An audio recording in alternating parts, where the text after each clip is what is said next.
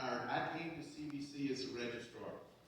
And about 6 years later, I took on my current position, which is the Vice President for Academic Affairs. And as I look back at that time, I remember how excited, exuberant that I was to have this position. I had all of these crazy ideas. In fact, you know, there were so many things that I wanted to accomplish. And I began to build a list of things that I wanted to do. In fact, it was a very long list. And now, after 25 years, with the blessing of God and the help of a lot of great people, faculty in particular, I've been able to check off each one of those things except one. And that one was last on the list because I knew it was going to have to take some time. In fact, it's taken about 60 years for us to get ready for this last thing on the list. And that last thing is to have a graduate program here at CBC.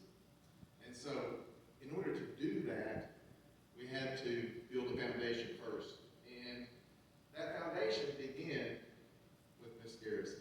She started this whole ball rolling. It's really amazing what she did. I mean, she started as a secretary, but then she began to teach a few classes. And then she established a business department, and then an associate degree. And since then, we have begun to add to that. And now we have 13 business degree-related options for students to choose. That includes our traditional program as well as our non-traditional program, PACE. We offer degrees in multiple formats. I mean, students can come as a traditional student, sit in one of our classrooms here, come 3 or 2 times a week, and go through 15 weeks of instruction. Or they can come in the evenings and PACE. They can go 1 night a week for 5 weeks, and they finish a class in an accelerated kind of environment.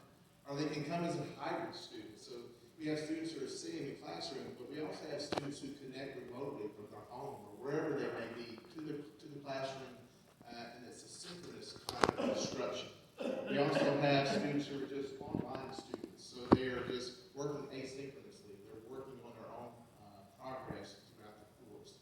So we have a lot of different modes that we offer courses now, particularly in the business department. We have, as Dr. Campbell mentioned, we started off with 1 faculty member. We now have 3 full-time faculty members, and we have a host of many qualified adjunct faculty. And they come from all over the surrounding area, and they work in so many different places, and they bring that practical experience to the classroom and really help our students to succeed. So I'm appreciative for all of the people who have taught in our programs. We have really, when you combine our traditional program and our PACE program, it's the largest department on campus. So we have 114 right now students who are pursuing some type of business-related major. We've also worked on building our library support, offering a number of books for students to study, as well as databases. So that's really the foundation. And after 60 years of hard work, I would say that it's a firm foundation. I think it's time to take that next step. So I'm pleased to announce that we're ready to implement a 4-phase approach to achieve our goal of starting a Master of Business Administration graduate degree program here at CBC. So what are those steps? Well, step number 1 is to seek program accreditation. And that's with the Accreditation Council for Business Schools and Programs. Kind of the short title of that is the ACBSP.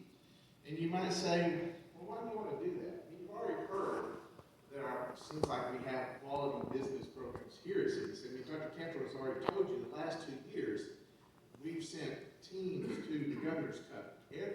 Almost every college and university in the state, there are over 40, come to compete. And as she told you, 2 years ago we were second in the state, and this last year we were a finalist. And this year we have a very good chance of winning the whole thing. So how does that happen?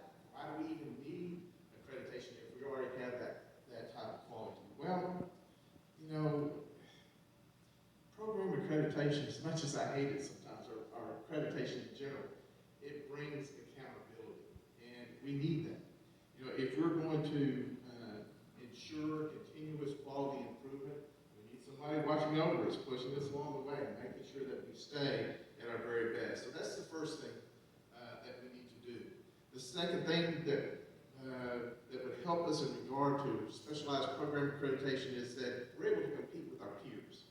Every graduate program, not only in this state, but in the country, has program accreditation. So if we don't have that, then people will begin to wonder about the quality of our programs. It will also help us to gain HOC accreditation, and that's our accreditor body for the whole institution. That's the Higher Learning Commission.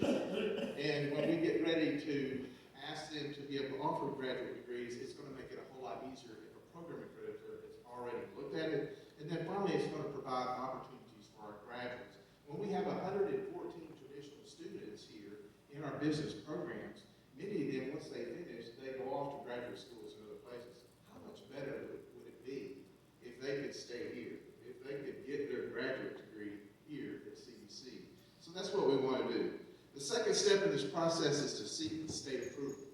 Right now, our charter for the school says that we can only offer baccalaureate degrees. That's as high as we can go. So we're going to have to change that. We're going to have to get it to a place to where the state will approve us to offer graduate degree programs. Our third step in this process is program development. So we're going to have to hire additional faculty in our business department, and these are going to have to be faculty with doctoral degrees because they're going to be teaching students at the graduate level. So they need to have a degree that's one higher than the one that they're teaching. So that's going to be a challenge to find those faculty. They're going to have to develop a curriculum for that program. And in addition to that, we're going to have to beef up our library resources. We're going to have to extend what we're doing in our offices over here. For example, the admissions offices. We've got to recruit these students. We're talking about the registrar's office. We have to keep up with all the courses, and grades, transcripts, and that sort of thing.